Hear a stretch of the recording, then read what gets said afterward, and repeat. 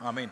मेरे जो गुज़श्ता 10 दिनों से मैं एक टूर पे हूँ और 10 दिनों में हम लोग जो डीप साउथ है अमेरिका का, new Orleans, Alabama, Montgomery, Selma, जहाँ पर मार्टिन लूथर किंग जूनियर ने ह्यूमन राइट्स के लिए, सिविल राइट्स के लिए, अफ्रीकन अमेरिकन वोट्स के लिए जब उन्होंने तहरीक शुरू की, और जो अफ्रीकन स्लेवरी थी जहाँ पर गुलाम उतरते थे, we were on that part of to learning and seeing those places in person with a group of 30 scholars around the USA.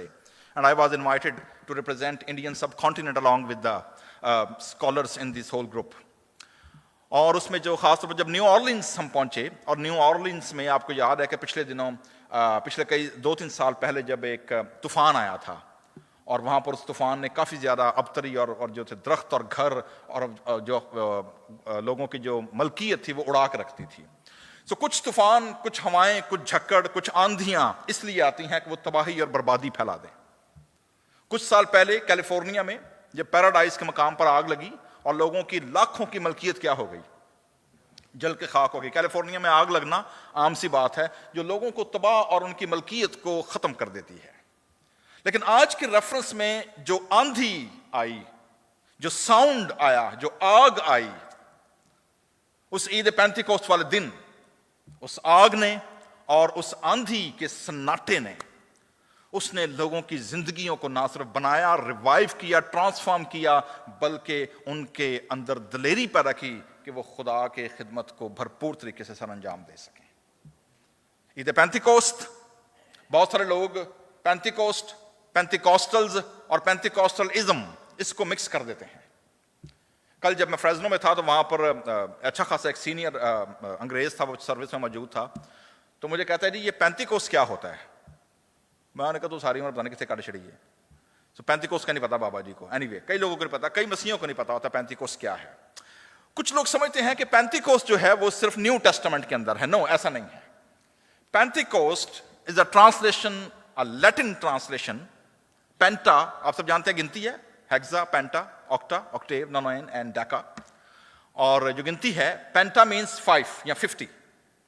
आप जैसे पेंटागन अमेरिका की जो डिफेंस स्टेट है उसको क्या कहते हैं, पेंटागन, ठीक है ना।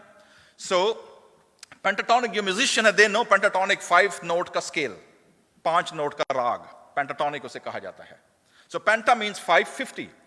सो पेंटिकोस्ट जो तर्जमा किया गया है न्यू टेस्टामेंट में, एक्चुअली ये यहूदी ईद है जिसे शवाउत कहा जाता है। And what is Shavuot? यहूदियों को खुदा ने 3 ईदें दी थी शरई तौर पर पूरे साल में मनाने के लिए। पहली ईद दी उनको ईद फसा, पैस ओवर, और वही ईद उनका क्या बनी, नया साल। कि जिस रात खुदावन ने तुमको मिस्री गुलामी में से निकाला, तुम उसको साल ब साल मनाना और वो तुम्हारे लिए क्या होगा, नया साल होगा। कौन सी ईद पहले दी खुदा ने? ईद फसा, ठीक है जी। ईद फसा के बाद खुदा ने कहा क्योंकि उसके बाद तुमने 7 हफ्ते गिनने हैं। कितने हफ्ते गिनने हैं जी? 7 हफ्ते गिनने हैं। और ठीक 7 हफ्तों के बाद जो 50वां दिन होगा, मैथमेटिक्स किसका अच्छा है जी, 7 मल्टीप्लाई बाय 7, 49 के बाद क्या आ गया जी, 50, ठीक है। तो खुदा ने उनसे कहा कि तुम ईद फसा के बाद, मिस्री गुलामी से निकलने के बाद तुमने कितने हफ्ते गिनने हैं? 7। और ठीक 7 हफ्ते खत्म होने के बाद जो 50वां दिन होगा वो तुम्हारे लिए शवाउत यानी हफ्तों की ईद होगी। और वो जो ईद थी वो सिर्फ 1 दिन के लिए थी, याद रखिएगा, 1 दिन के लिए। उस ईद की सिग्निफिकेंस क्या है? उस ईद की सिग्निफिकेंस ये है कि हमने जो सेकंड रेफरेंस पढ़ा है ईद पेंटिकोस्ट के हवाले से पुराने अहदनामे में से, ओल्ड टेस्टामेंट के अंदर से, वो खरूज की किताब 19वां बाब है। और 19वें बाब में ठीक उसी दिन खुदा ने बनी इसराइल को कोहे सेना पर उतर कर उनको 10 अहकाम या शरीयत उनके हवाले की थी। और वो शरीयत जो थी, आप देखेंगे कि आपने जो हवाला पढ़ा है उसमें क्या हदें लगा दी खुदा ने। पब्लिक उस पहाड़ के नजदीक ना आए, ना पब्लिक आए, ना लीडर्स आए, क्योंकि खुदा की हजूरी इतनी पाक है कि कोई नापाक चीज अगर नजदीक आई तो क्या हो जाएगी, मारी जाएगी। मूसा को भी खुदा ने स्पेशल परमिशन दी कि वो आए। लेकिन मूसा के साथ साथ आप देखेंगे कि उसके बाद जब सेकंड टाइम मूसा गया है तो खुदा ने थोड़ा सा फ्लेक्सिबल किया अपने आप को, और खुदा ने कहा तू एक काम कर कि तू बनी इसराइल के 70 बुजुर्गों को लेकर भी क्या आ जाना, ऊपर आ जाना। ये रेफरेंस है नंबर्स गिनती की किताब और उसके 22वें बाब के अंदर, कि जहां पर पहले सिर्फ किसको परमिशन थी ऊपर आने की? मूसा को। ठीक है, मूसा के बाद खुदा ने किसको कहा कि तू लेके आ सकता है? हारून को। ठीक है, हारून के बाद गिनती की किताब तक आते आते खुदा ने कहा कि अब मैं नीचे काउंसिल बनाने लगा हूं, सनहीड्रन बनेगी, जमात के लीडर्स खड़े होंगे, तो 70 लोगों को तो क्या कर, ऊपर लेकर आ जा। ठीक है जी, ये उसी का ट्रेडिशन है जिस सदर अदालत का, जिसका तर्जमा किया गया ना सदर अदालत नए अहदनामे में, जिन्होंने यीशु मसीह का ट्रायल किया था, सरदार काहिन, ये उसी की कंटिन्यूटी थी जो 70 लोग ऊपर गए थे। ये उसी 70 लोगों की जमात होती थी जिसको हाईली सुप्रीम कोर्ट या रिलीजियस कोर्ट कहा जाता था बनी इसराइल के अंदर। तो वहां पर आप देखेंगे कि खुदा ने 70 बुजुर्गों को बुलाया और खुदा ने कहा जी कि मैं अपने रूह में से, पहले मेरा रूह सिर्फ किससे कलाम करता था? तुझसे। उसके बाद हारून तेरा मुंह बनेगा, लेकिन अब मैं 70 बुजुर्गों के अंदर भी क्या डालूंगा? अपना रूह डालूंगा, और वो 70 तक सिर्फ महदूद रहेगा। अब जब 70 के प्रपोजल नाम पेश किए गए तो उनमें से 2 बंदे जो थे जिनके नाम दर्ज थे और वो खुदा के पास जाएंगे, वो नीचे कहीं बिजी हो गए, वो ऊपर ना जा सके। अब लेकिन चूंकि वो एनलिस्टेड थे उन 70 लोगों के अंदर जिन्होंने कहां जाना था? पहाड़ के ऊपर, लेकिन वो ऊपर किसी वजह से नहीं जा सके। जब खुदा का रूह नाजिल हुआ है 70 के ऊपर, तो वो जो 68 बंदे ऊपर थे मूसा के साथ, उन पर भी खुदा का रूह आ गया। ये जो 2 बंदे जिनके नाम थे लेकिन ऊपर नहीं जा सके थे, अपने अपने खैमों के अंदर थे, ये वहां पर नबूवत करना शुरू हो गए। तो खुदा ने अपने आप को लिमिटेडली क्या किया? एक्सेस दी। अब ये जो 2 बंदे थे, मिदाद और इदाद इसका नाम था, मूसा का जो खादम था यशवा, उसने देखा कि नीचे 2 बंदे खैमों में क्या किए जा रहे हैं? प्रोफेसी किए जा रहे हैं, खुदा के काम का बयान किए जा रहे हैं। वो भागा भागा मूसा के पास क्या कहने लगा कि वो 2 बंदे नीचे मुनादी कर रहे हैं और वो नबूवत कर रहे हैं, उनको मना कर देते हैं कि वो ना करें। तो मूसा ने कहा, क्या तुझे मेरे लिए उन पर रश्क आता है? तू हसद में आ गया है? कि मूसा के अलावा भी खुदा का रूह लोगों में क्या हो गया? काम करना शुरू हो गया। मूसा ने कहा, मेरी तो ये डिजायर है, मेरी ये ख्वाहिश है कि ये जो 75-70 हजार की कौम निकल कर आई है, इन सब के अंदर खुदा का रूह काम करे और सारे नबी बन जाएं। इतनी बड़ी एक्सेस, इतनी बड़ी डिजायर मूसा का प्रपोजल आता है। ठीक है जी, लेकिन अभी वो वक्त नहीं आया। अल्टीमेटली खुदा नबियों के वसीले आहिस्ता आहिस्ता अपने प्लान को क्या करता है? अनफोल्ड करता है। और योएल नबी, profit of Joel, old testament के अंदर योएल नबी के दूसरे बाब की जब आप 18वीं-17वीं आयत देखेंगे तो वहां पर योएल नबी ये प्रोफेसी करता है। और क्या प्रोफेसी करता है? और अखीर दिनों में ऐसा होगा, मैं हर फर्दो बशर पर अपना रूह नाजिल करूंगा, तुम्हारे जवान ख्वाब और तुम्हारे बुढ़े रोया देखेंगे। यानी खुदा का जो यूनिवर्सल प्लान है कि खुदा का रूह हर जिंदगी के अंदर क्या करे? काम करे। अल्टीमेटली खुदा उसको आहिस्ता आहिस्ता अनफोल्ड करना शुरू करता है। सो आपने देखा जी कि अहद अतीक में जो खुदा का रूह था, क्रिएशन से लेकर, क्रिएशन है ना, खुदा की रूह पानी की सतह पर क्या कर रही थी? जुम्बश करती थी ना। तो स्पिरिट एंड वर्ड, खुदा ने कहा, वर्ड अटर हुआ और क्रिएशन बननी क्या हो गई? शुरू हो गई। ठीक है, एंड देन दैट स्पिरिट, उसने आगे नबियों के वसीले काम करना शुरू किया, मूसा के वसीले। और वो जो खुदा का जलाल, खुदा की रूह, खुदा का शिकायना, ग्लोरी, जो आत्मा थी, that was only available in the holy of holies, जो पाक तरीन मकाम था अंदर, जो अहद का संदूक था, उसके ऊपर जो फायर रहती थी, वहां पर खुदा की प्रेजेंस क्या होती थी? हर वक्त मौजूद रहती थी। और वो खुदा की प्रेजेंस तक रसाई सिर्फ किसकी होती थी? सरदार काहिन की। और वो भी साल में कितनी बार? 1 बार। वो भी सरदार काहिन को भी पहले अपने आप को प्रोटेक्ट करके जाना पड़ता था कि अगले अंदर मैं आई ना फड़क जाऊं। उसको पहले अपने लिए कुर्बानी देकर जानी पड़ती थी कि पहले मैं अपने लिए कुर्बानी दे दूं, पहले मैं अपना फायर वॉल लगा लूं, सेफ गार्ड कर लूं। वरना खुदा ने कहा था, अगर कोई काहिन नापाकी की हालत में, गुनाह की हालत में होली ऑफ द होलाइज में जाएगा, उसके बदन के साथ घंटी बांध देना। क्या बांधना? ताकि अंदर वो खिदमत कर रहा है तो पता चलता रहे बंदा अंदर जिंदा है। अगर बैल की आवाज बंद हो जाए तो समझ लो बंदा की हो गया, अंदर फड़क गया जाए। उन रस्सी पा के खींचो, अंदर ना कोई जाए। उसकी कमर से क्या बंदी रहती थी? ये जो आप देखते हैं ना, बहुत सारे एंग्लिकन, रोमन कैथोलिक, ये सारे लोगों के कमर में जो पटका बंधा होता है रस्सी, ये वहां से कॉन्सेप्ट आया है। लेकिन ये रस्से का पर्पस क्या था कि अंदर जे कायन जी अगर अंदर फड़क जान तो की करो, ऊंज नहीं जाना, ठीक है। लेकिन ईद पेंटिकोस्ट जो है ना सिर्फ शरीयत की दिए जाने की ईद है, योएल ने इसको पेश किया, आगे प्रपोजल पेश किया। मूसा की यह ख्वाहिश थी कि खुदा की सारी कौम क्या हो जाए, नबी हो जाए, खुदा करूं उनमें काम करे।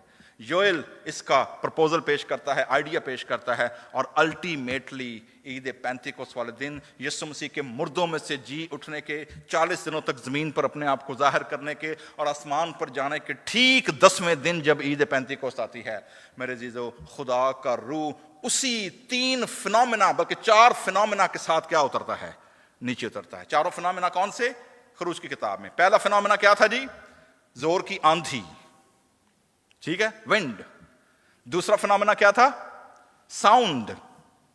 तीसरा फिनोमेना क्या था? फायर। और चौथा क्या था? जलजला। क्योंकि लिखा जब खुदा पहाड़ पर उतरा तो पूरा पहाड़ जोर जोर से क्या हो रहा था? हिल रहा था। कैलिफोर्निया वालों ने पता है कार के में हिल देना, ठीक है ना। अक्सर जब छोटी मोटी वेव आती है सिस्मिक, तो सारे लोग क्या परेशान कर, कार के में हिलना शुरू हो गया। ये चारों के चारों फिनोमेना कहां मौजूद हैं? ईद पेंटिकोस्ट वाले दिन मौजूद हैं जी। जोर की आंधी का सन्नाटा, विंड, ठीक है जी, साउंड, एंड देन फायर, और फिर पूरा घर जोर जोर से क्या हो रहा है? हिल रहा है। तो आप देखें कि इतनी पावरफुल तरीके के साथ सिस्मिक वेव पैदा हो रही जब खुदा का रूह नीचे उतरता है, ठीक है जी। तो ईद पेंटिकोस्ट वाले दिन जाने से पहले यीशु मसीह ने शागिर्दों को एक हुक्म दिया। और क्या हुक्म दिया? जब तक, रसूलों के माल पहला बाब 8वीं आयत है जी, जब तक तुम्हें कुव्वत, पावर, द ड्रेस, पावर, कुव्वत का लिबास ना मिले, क्या करो? इसी शहर में ठहरे रहो। लेकिन जब तुम्हें मिल जाएगा तो फिर क्या करना? फिर नहीं ठहरना। फिर तुमने क्या करना है? कहां से शुरू करना? यरूशलेम, यहूदिया, और फिर सामरिया, और फिर दुनिया की हदों तक, इंतहा तक तुमने क्या करना है? निकलना है, खुदा के कलाम को फैलाना है। मेरे अजीजो, ये ईद पेंटिकोस्ट वाले दिन जब खुदा का रूह उतरा है, तो असल में वहां हुआ क्या है? और मेरे और आपके लिए आज लेसन क्या है? इट्स क्वाइट अ डीप, इसके लिए पूरी तैयारी, पूरे सेशन चाहिए। मैं सिर्फ आपके सामने 3T रखूंगा जी। क्या रखूंगा जी? 3T, capital T। First T stand for first miracle, miracles of. First T stand for translation. पहला मिरेकल क्या हुआ? Translation. First T stand for translation. लेकिन ये जो ट्रांसलेशन है, ये सिर्फ बोलने का मिरेकल नहीं है, ये सुनने का भी मिरेकल है, ठीक है। सिर्फ बोलने का नहीं है, किस चीज का है? सुनने का है। Number 2, this is a miracle of unity, answer of prayer and a power. वो कैसे? 120 की जमात मौजूद है, और क्या 120 में से सिर्फ 20 लोगों पर खुदा का रूह उतरा, या 100 पर उतरा, बाकी 20 क्या थी कल आए हो? All 120 received the gift of spirit. Gift ये नहीं था कि खुदा कोई अलग से उनको सुपरनैचुरल गिफ्ट देगा, नो नो। गिफ्ट क्या था? Spirit itself was a gift, जो पूरी कलीसिया को क्या किया गया? दिया गया जी, ठीक है। इसीलिए एवरी प्रोफेसिंग बिलीवर क्रिश्चियन जो ये इकरार करता है, योना के पहले खत के 2 बाब में लिखा हुआ है, जो रूह इकरार करती है कि यीशु मसीह खुदावंद है, वो खुदा के रूह से इकरार करता है, ठीक है जी। तो पहली चीज हमने क्या देखी जी? क्या हुआ है? यूनिटी। हर एक को जो मौजूद थे, without any distinction, without any barriers, 120 की पूरी जमात पर क्या हुआ है? खुदा का रूह उतरा है, ठीक है जी। दूसरा काम जो तर्जमे का काम हुआ, अगर आप रसूलों के माल 2 बाब खोल कर रखेंगे तो मैं आपको सिर्फ चंद एक रेफरेंस नोट कराऊंगा, आपने पढ़ने हैं, सिर्फ खुद ही पढ़िएगा, मैं सब उसको इशारा दिलाऊंगा। जी, और वो सब, चौथी आयत, वो सब। तो पहली चीज क्या है जी? कितने लोग भर गए? सब। किससे भर गए जी? ये पाक रूह है, याद रखिएगा। हम लोग जब वो पहले दिन पहुंचे न्यू ऑर्लिन्स में, तो रात को हमारा डिनर था, 25-30 लोग हम बैठे। तो न्यू ऑर्लिन्स जिन लोगों ने कभी देखा, it's a birth place of jazz music.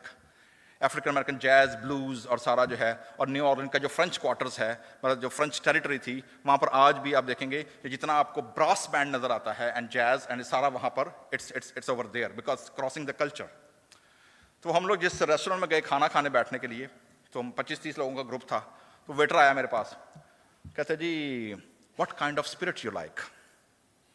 आपने देखा ना लिखा होता वाइन स्पिरिट एंड लिकर लिखा होता लिकर शॉप पे, तो उन्होंने लग गया जी कोई स्पिरिट है, कोई स्पिरिट मंगेगा। मेरे पास आया, हम बैठे, कहता जी व्हाट काइंड ऑफ स्पिरिट। मैंने देखा, मैं क्या होली स्पिरिट। वो हसन लग पे पूरा ग्रुप हमारा, वो कहता जी वाह वाह तुम चंगी गल कड्डी है, तो होली स्पिरिट, क्योंकि उसके जहन में ये था कि मैं शायद कोई अल्कोहल कोई ड्रिंक मांगूंगा। सो होली स्पिरिट, ये स्पिरिट कौन सा स्पिरिट है जी? ये रूहुल कुद्दस है, पाक रूह है, और नापाक बदनों में, नापाक जिस्मों में और नापाक जगहों पर ये नहीं टिकता। ठीक है, खुदा का रूहुल कुद्दस है, और वो भर गए और गैर जुबानें जमा है, ये बोलने लगे जिस तरह किसने कुव्वत बख्शी? रूह ने जी। ठीक है, अब जुबानें कौन सी बोली गई हैं? 5वीं आयत में क्या लिखा है? हर कौम में से जो कहां पर है, आसमान के ऊपर या आसमान के नीचे? कलाम में क्या लिखा है जी? आकाश के नीचे, और आगे आकाश के नीचे 15 मुल्कों के लोग हैं, और क्लियर लिखा हुआ है कि हर एक को यही सुनाई मिरेकल्स ऑफ लिसनिंग। स्पीकिंग का तो हो गया, शागिर्द बोल रहे हैं, पहला मौजज़ा। दूसरा मौजज़ा क्या हुआ? लिसनिंग का। तो दोनों मौजज़े साथ चल रहे हैं, speaking and listening and understanding also. वो समझ भी रहे हैं, तो तीनों साइमल्टेनियस चल रहे हैं। ऐ नहीं कि जो मर्जी अंतर मंत्र बोली हो, पता लगे की बोली होंडे ना आपने पता ना सुनने वाले पता। तो खुदा का रूह जब कम्युनिकेट करता है, he is always clear, precise and crystal.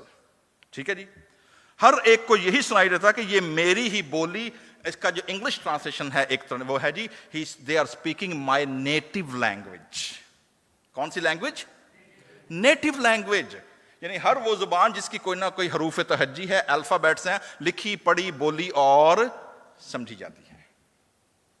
कोई इस किस्म की जुबान नहीं है जो लोगों को, सुनने वालों को समझ ना आए। ये पहला मौजज़ा हुआ जी वहां पर। ठीक है जी, अच्छा, उसके बाद तो पहला मौजज़ा ने क्या? First T stand for translation and miracle of hearing and speaking and understanding. Second T stand for transformation. जहां खुदा का रूह आता है, कलाम में लिखा है वो नया मखलूक है। वो क्या है? न्यू क्रिएशन है। और न्यू क्रिएशन कैसे होती है? जब पुरानी चीजें क्या गईं? जाती रही, खत्म हो गई। ठीक है, ट्रांसफॉर्मेशन ये हुई है। पतरस जिसने ठीक 40 दिन पहले यीशु मसीह के मसलूब होने से यीशु मसीह का 3 बार क्या कर दिया था? इनकार कर दिया। खौफ से बंद दरवाजों के पीछे डरे सहमे हुए लोग, क्लैरिटी नहीं है, अंडरस्टैंडिंग नहीं है, जुर्रत नहीं है, करज नहीं है। लेकिन जैसे खुदा का रूह उनके पास आता है, वो खड़ा होता है और वो पब्लिकली प्रोक्लेम करता है। अच्छा, प्रोक्लेम जो है वो सिर्फ पतरस नहीं कर रहा, जो बोलने वाले हैं, सुनने वालों को क्या लगता है जी? 11वीं आयत में क्या लिखा है? अपनी अपनी जुबान में, अपनी नेटिव लैंग्वेज में उनसे खुदा के बड़े बड़े कामों का क्या सुनते हैं? बयान सुनते हैं। प्रोक्लेमेशन, सिर्फ जुबानें नहीं बोली, उन जुबानों के अंदर क्या था? खुदा के बड़े बड़े कामों का बयान किया गया था, प्रोक्लेम किया गया था। पतरस खड़ा हुआ है जी, दलेरी आ गई, बोल्डनेस आ गई, और पतरस जो है वो खड़ा होकर वही जो योएल की प्रोफेसी थी उसी को वो यहां क्या करता है जी? कोट करता है। ये वही बात है जो योएल नबी की मार्फत कही गई है। तो बैरियर खुदा ने क्या तोड़ा जी? आप सुनिएगा, देखिए आगे क्या लिखा है। आखिरी दिनों में, आखिरी दिन शुरू हो गए थे, ठीक है, तो क्या हुआ? मैं अपने रूह में से सिर्फ नबियों पर, मूसा पर, बंदों पर, बीबियों पर डालूंगा। क्या लिखा है जी? हर बशर, हर चीज जो सांस लेती है, हर मुतनफस जो ब्रीद इन ब्रीद आउट करती है, मैं क्या करूंगा? अपनी रूह भेजूंगा। और रूह भेजने का आप देखेंगे कि जो बैरियर्स तोड़े गए हैं, पहला बैरियर खुदा ने तोड़ा है जेंडर बैरियर। और क्या बैरियर है जी यहां पर? तुम्हारे बेटे भी और तुम्हारी बेटियां भी, दोनों क्या करेंगी? नबूवत करेंगी। दूसरा बैरियर, तुम्हारे जवान रोया और तुम्हारे बुढ़े, एज बैरियर। ठीक है, अगर एज, सफेद बाल, आजकल तो लोग सफेद होने नहीं देंगे। ठीक, कई लोग ने सारी जिंदगी ना उन्होंने वाल चिट्टे होंगे ने, ठीक है, ना उन्होंने उम्र छोटी होती है। लेकिन यहां पर खुदा ने क्या तोड़ा? कौन सा बैरियर तोड़ा? एज बैरियर तोड़ा। तुम्हारे जवान रोया और तुम्हारे बुढ़े क्या देखेंगे? ख्वाब देखेंगे। तीसरा बैरियर खुदा ने social class and caste system को तोड़ा, और वो क्या है? तुम्हारे बंदे और अपनी बंदियों पर, नौकरों पर, चाकरों पर, लौंडियों पर, गुलामों पर, हर एक पर खुदा अपना रूह क्या करेगा? वो नाज़िल करेगा। ये बैरियर तोड़े जी। सो तब्दीली क्या है जी? ट्रांसफॉर्मेशन आ गई, बोल्ड विटनेस, दलेरी आ गई कलाम सुनाने की और गवाही देने की। तीसरी बात, तीसरा T stand for transmission. Transmit क्या किया उन्होंने? चर्च की जो गवाही है वो पब्लिकली प्रोक्लेम की, और उस प्रोक्लेमेशन का नतीजा क्या निकला कि 3000 लोगों ने क्या किया? तौबा की, बपतिस्मा लिया, अपने गुनाहों का क्या किया? इकरार किया और यीशु मसीह में शामिल हो गए। मेरे अजीजों, क्या इसका मतलब यह हुआ कि चर्च में लोगों को गुनाह का इकरार करने की जरूरत नहीं है? सबसे ज्यादा इकरार करने की जरूरत किसको होती है अपने गुनाहों का? चर्च को, खुदा के लोगों को, कलीसिया को। क्योंकि इब्रानियों के खत का मुसन्नफ और याकूब लिखता है, अदालत खुदा के घर से शुरू होगी। अदालत कहां से शुरू होगी? खुदा के घर से। इसी वजह से आप देखेंगे दाऊद ने गुनाह किया, और जब नातन ने जाकर बताया कि तूने गुनाह किया है, ही कन्फेस्ड, उसने इकरार किया और क्या की? तौबा की। मैनू विच गुनाह दे जम्मिया मेरी, ऐ खुदा मैं तेरा गुनाह कीता है। वो दुआ करता है, मुझे माफ कर दे। यशायाह नबी 6 बाब के अंदर, उससे पहले वो 5वें बाब में अगर आप पढ़ेंगे, यशायाह कहता है जी, उन पर अफसोस जो घर से घर मिला रहते हैं, उन पर अफसोस जो खेत से खेत मिला रहते हैं, उन पर अफसोस जो सुबह उठते ही शराब पीते हैं, उन पर अफसोस जो रात सोने से पहले सुट्टा ला के सौंदे ने। हर एक पर अफसोस किए जा रहा है, अफसोस किए जा रहा है, अफसोस किए जा रहा है। लेकिन जैसे ही उसका इनकाउंटर खुदा की कदूसियत, खुदा के तख्त के साथ होता है, कहता है हाय मुझ पर अफसोस कि मैं बर्बाद हुआ, मैं नजिस लब लोगों में बसता हूं, मेरे होंठ नापाक हैं। लोगों पर उंगलियां उठाने, लोगों पर उनको पॉइंट आउट करने से पहले जरूरी है कि हम पहले अपने गुनाहों का क्या करें? इकरार करें। और क्रिश्चियंस को, मसीहियों को कन्फेस करने की सबसे बड़ी जरूरत है, याद रखिएगा। रीजन उसकी क्या है? रीजन उसकी यह है कि बहुत सारे कलीसियाओं के अंदर मसीही वो रयाकारी की जिंदगी गुजार रहे होते हैं। They have a dual public and personal life different. और ये बहुत बड़ा गुनाह है जिसको खुदावंद यीशु मसीह ने हमेशा पिन पॉइंट किया, रयाकारी का गुनाह। यीशु मसीह ने साफ मना किया कि फरीसियों की रयाकारी से क्या करो? बचो। 3000 लोगों ने जब खुदावंद यीशु मसीह को कबूल किया, तौबा की, बपतिस्मा लिया, और बपतिस्मा लेने के बाद जो कम्युनिटी डेवलप हुई है, अब उनके अंदर खुदा का रूह काम करता है। कैसे पता चलता है कि ये रूह से भरी हुई कम्युनिटी है, कलीसिया है, रूह से भरी हुई? What are the signs, what are the marks of the holy spirit? कैसे पता चलता है? क्या मौजज़े करने से, दुआएं करने से, चर्च की मेंबरशिप करने से, हदिया नजराना देने से? नो। यीशु मसीह ने क्या कहा था? तुम उनके फलों से क्या कर लोगे? पहचानोगे। रूह का फल, फ्रूट, नॉट गिफ्ट्स। क्योंकि गिफ्ट्स के बारे में यीशु मसीह ने साफ कह दिया था, तुम में से बथेरे आएंगे, कहेंगे तेरे नाम से बदरुआं कड़ियां, तेरे नाम से मौजज़े कीते, तेरे नाम से ये कर देता, वो करता। कहेगा मेरी तुमसे कभी वाकफियत ही नहीं सी। Why? क्योंकि there was no fruit of spirit in your life, in your family. So fruit is important. ये जो कलीसिया बनी है, इन लोगों ने, इनकी लाइफ कैसे पता चलती थी? They are different from the culture. How they become a counter culture? 3 चीजें हैं जो यहां पर लिखी हुई हैं। 40वीं आयत अगर आप देखेंगे 2nd चैप्टर की, लिखा हुआ है, और उसने और बहुत सी बातें जता जता कर उन्हें यह नसीहत की कि अपने आप को इस टेढ़ी कौम से बचाओ। किससे बचाओ? टेढ़ी कौम। वो पंजाबी ने मिसाल है, किसी ने कुत्ते की पूछल दब छड़ी को 10 साल तक कि सीधी हो रहेगी, पर वो की रही? वो टेढ़ी टेढ़ी रही। ठीक है, उन्होंने कहा जी कुत्ते की दुम कभी भी सीधी नहीं है। जो बंदा टेढ़ा है, जो दिमाग टेढ़ा है, जिसों जिन्हों कभी कोई अकल मत ना मिली, तुम जिन्नी मर्जी पूछल दबा के रखो जमीन के विच, जिन्नियां मर्जियां दुआवां कर लो, जो मर्जी कर लो, वो पूछल की रहनी है। तो तुहानू की करना पड़ेगा? अपने आप को ये नहीं करो कि उनको बचाओ। क्या लिखा है? Save yourself, safe driving. अपने आप को बचाओ। अगला पता नहीं पी के तुहाडे मगर चढ़े आते, मैं गड्डी ठोक दे तुहानू आके। ठीक है, तो क्या करो? अपने आप को सेफ योरसेल्फ, सेफ गार्ड। पर असी कई बारी अन्ने कबूदे होए होने हैं। अगर ना जी ना, मैं ए बंदे ए बीबी दे नाल ही रहना है, मैं जी ਇਹ फैमिली नहीं छड़ सकता या छड़ सकती, मैं जी ਇਹ दोस्ती नहीं छड़ सकता या छड़ सकती, मैं फलाना नहीं. There are several red flags in the relationship, in a family, in a community, in a church, in your neighborhood कि अपने आप को टेढ़ी कौम से क्या करो, दूर रखो, बचाओ. पर ਅਸੀਂ कहना ना हाँ जाके कंध ਨੂੰ वजना ही वजना है, चाहे हम ब्लीड होते रहें अंदर से, but we don't break these ties. तो पहला काम उनको क्या बोला, किससे बचाओ अपने आप को, टेढ़ी कौम से बचाओ. और जिन लोगों ने बपतिस्मा लिया, और ये करते क्या थे जी, 4 साइन है जी रूल कुद्दस से भरी हुई कलीसिया के और खानदानों के और लोगों के. नंबर 1, पहला साइन 42 वर्स, और ये रसूलों से तालीम पाने. पहला मार्क क्या है जी, दे आर टीचेबल.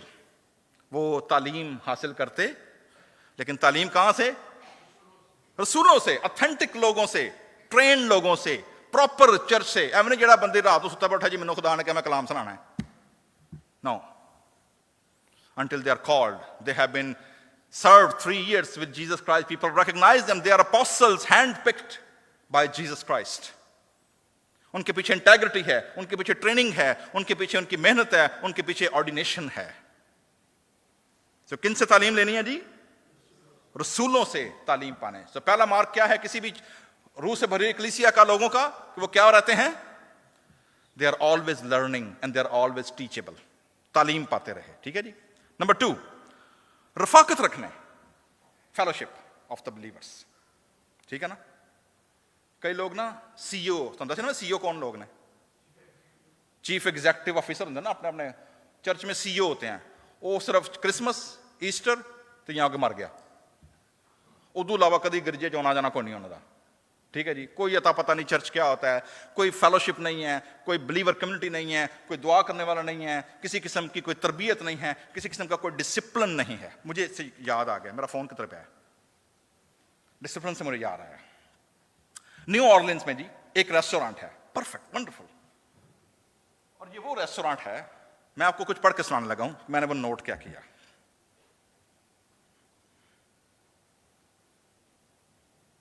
और वो रेस्टोरेंट जो था, उस रेस्टोरेंट के अंदर, यस, वो रेस्टोरेंट है जी, अमेरिका का कोई भी प्रेसिडेंट जब अपनी कैंपेन के लिए जाता है न्यू ऑर्लिन्स में, तो वो उस रेस्टोरेंट में जाकर खाना खाता है. इतना मशहूर है वो. तो उन्होंने तस्वीरें लगाई, ओबामा की खा रहा है, उनके साथ तस्वीरें लगी हुई हैं. अफ्रीकन अमेरिकन फैमिली का था, चेज फैमिली के नाम से आप इंटरनेट पर सर्च कर सकते हैं. प्रेसिडेंट बुश और उसकी काबीना के लोग बैठे हुए हैं, 2-4 और प्रेसिडेंट हाई प्रोफाइल किस्म के लोग उस रेस्टोरेंट में फैमिली के साथ बैठे हुए हैं. और अब हम लोग 30 लोगों का ग्रुप था, अमेरिकन भी, वाइट भी, काले भी, गोरे भी, ब्राउन भी, सारे हम लोग मिक्स, खवातीन भी सारे ग्रुप के अंदर. तो उस रेस्टोरेंट में हम लोग अपॉइंट थे जी कि हमारे डिनर है वहां पर. लेकिन जाने से एक दिन पहले जो हमारे ऑर्गेनाइजर थे, उन्होंने कहा जी कि चेज फैमिली की तरफ से एक ईमेल आई है, और ईमेल में उन्होंने ड्रेस कोड दिया है. It's a family owned restaurant, लेकिन they gave a dress code कि जो लोग आपके ग्रुप में आ रहे हैं, it's a mix group and you are not natives, आप न्यू ऑर्लिन्स के नहीं हैं, आप अमेरिका के मुख्तलिफ हिस्सों से आ रहे हैं. So there should be a respect because they requested कि जी इस ड्रेस कोड के साथ. ड्रेस कोड क्या है, बिजनेस उनका क्या है, रेस्टोरेंट है, फैमिली ओन है, लेकिन वैल्यूज चेक कीजिएगा और देखें किस लेवल के बंदे वहां बैठते हैं. ठीक है, वैल्यूज चेक कीजिएगा. मैं पढ़ने लगा हूं जी. Here is the dress code guidance from the Dolly Chase website. क्या है जी, सुनिएगा. The Chase family requests that all diners adhere to a dress code. ध्यान से सुनिएगा जी. A dress code that promote a family dining atmosphere. कौन सा atmosphere create करके रखें, फैमिली डाइनिंग. अब फैमिली डाइनिंग में क्या क्या शामिल है, टैंक स्टॉप्स, अब मुझे नहीं पता की बुला है, hats caps for man, midriff tops exposing stomach, short shorts और ripped jeans exposing upper thigh और बटक एरिया, और क्लॉथिंग विद ऑफेंसिव, प्रोफेन और obscene slogans. Dress is a slogan. That family knows that. कि dress आपकी personality को क्या करता है, रिफ्लेक्ट करता है। फैमिली डिनर प्लेस है, चर्च नहीं है, ठीक है, लेकिन उनकी वैल्यूज चेक कीजिएगा आप, क्या है। ऑफेंसिव, प्रोफेन और obscene slogans are not permitted in the dining area. Dookie Chase's restaurant encourage business casual attire. हमारे लोगों की मसला पता है क्या है, असियां कोगड़का कब्बा चला हंस की चाल अपने भी भूल गया, असी ना उधर दें तो ना इधर दें, ठीक है, असी घोगड़ हो गए हैं। बेनिफिट हमने सारे अमेरिकन लेने ने, ड्रेस हमने अमेरिकन पहनना है, फूड अमेरिकन खानी है, उत्तों असी ब्राउन आ, अंदरों असी वाइट बनने की कोशिश करने हैं। और ये जो रियाकारी है, this I call it hypocrisy, because you are showing something else which you are not actually, and even doesn't show your culture and community. सबसे बड़ा मसला क्या है, मसला यह है चर्च के अलावा हमारे पास और कोई प्लेटफॉर्म ही कोई नहीं जहां पर हम अपनी अमारत, अपना अमेरिकन ड्रीम, जो कुछ खुदा ने हमें दिया है, उसको हम प्रेजेंट कर सकें। एक और सबसे बड़ा मसला जो पाकिस्तान इंडिया का है, वो है ब्याह शादियों का। ऐसे ऐसे लोग, मैं चूंकि पाकिस्तान कंटिन्यू आता जाता हूं, और चूंकि इंटरनेट, जब आप पादरी होते हैं कलीसिया के, दुनिया आपको यहां भी पूछती है, दुनिया आपको वहां भी पूछती है, ठीक है। तो ऐसे ऐसे स्कैम, ऐसे ऐसे लोग झूठ बोल बोलकर, दोनों तरफ से, एक तरफ की बात नहीं कर रहा मैं, दोनों तरफ से, और सबसे बड़ा हथियार उनके पास क्या होता है पता है आपको, कि जी हम चर्च के फलां चर्च के मेंबर हैं। ऐसे ऐसे लोग हैं, वो मैनू कहने लगा पारिस साहब मेरा ब्याह होने लगा, जरा थोड़ा जा ना मैनू स्टेज ते बुला के फुल दवा रहे हो, मैं तस्वीरां घल्लियां ने कि मैं चर्च दे विच लीडर हाँ। अंदाजा लाओ तुसी कि जी मैं फलां प्रेयर ग्रुप के लीडर हूं, जी मैं फलां का हूं, जी मेरे बच्चे मेरे ऐसे। झूठ झूठ बोलते हैं। We are Christians, we are liars, टका के झूठ बोल रहे हैं, और झूठे खुदा की बादशाही में दाखिल नहीं होंगे। सो मेरे जीजो, ये लोग क्या करते हैं, नंबर 2 क्या रखते हैं, ये फेलोशिप है इनकी बिलीवर्स के साथ। तीसरा पॉइंट क्या है इनका, रिजल्ट क्या है, रोटी तोड़ने, फेलोशिप, खुदावन की मेज में क्या होने हैं, शामिल होते हैं। रोटी तोड़ने में और दुआ करने में क्या रहे, मशगूल रहे जी। कंटिन्यूस टेंस है दुआ करने का, मशगूल रहे। इट्स नॉट कि जी एक बार कर ली तो बस उसके बाद महीना भूल गए। It is a continuous tense, it was their regular practice. तो जी अगर आप खुदा के रूह से भरे हुए हैं, और भरे हुए इसलिए हैं क्योंकि हम खुदा के घर में खुदा का, यीशु का नाम लेने वाले लोग हैं। खुदा का रूह हर ईमानदार बपतिस्मा याफ्ता शख्स के अंदर क्या करता है, काम करता है। प्रॉब्लम सिर्फ वहां पर आती है जब हम रूह को बुझा देते हैं। पौलुस रसूल क्या कहते हैं, रूह को ना बुझाओ। और बुझ कैसे जाता है, जब हम रफाकत को, रोटी तोड़ने को, तालीम पाने को क्या कर देते हैं, तर्क कर देते हैं, रूह बुझ जाता है। दूसरा है, रूह को रंजीदा ना करो, मतलब उसे उदास ना करो। जब हम दानिस्ता गैर दानिस्ता गुनाह करते हैं, सरजद होता है हमसे प्राइवेटली, पब्लिकली, जब हम लोगों को टेक्स्ट भेजते हैं, जब हम ग्रुप्स बनाते हैं, उसके अंदर शेयर करते हैं चीजों को जो कि पब्लिकली शेयर नहीं कर सकते, देन व्हाट्स हैपन, ये जो प्रोफैनिटी है, ये प्रोफैनिटी अंदर के करैक्टर को पेश करती है। खुदा का रूह, गॉड नोज एवरीथिंग, और लोगों के सामने आकर अगर हम इस किस्म की काम करेंगे और अपने आप को गलत रिप्रेजेंट करेंगे, तो मेरे जीजो खुदा का पाक रूह क्या हो जाता है, रंजीदा हो जाता है, छोड़ता नहीं है।